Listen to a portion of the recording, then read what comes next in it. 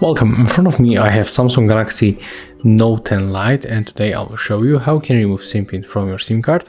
So at the first you have to open the settings on your smartphone. Let's make it right now. Okay, I just misclicked. We don't have to go for the sound and vibration.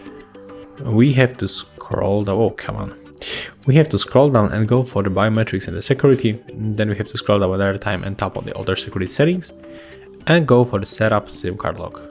As you can see, there it is. We have to click on the switcher to lock SIM card and input our currently PIN code. Then click OK, and as you can see, PIN code was removed. So it was very simple, and if you find this video helpful, remember to leave a like, comment and subscribe to our channel.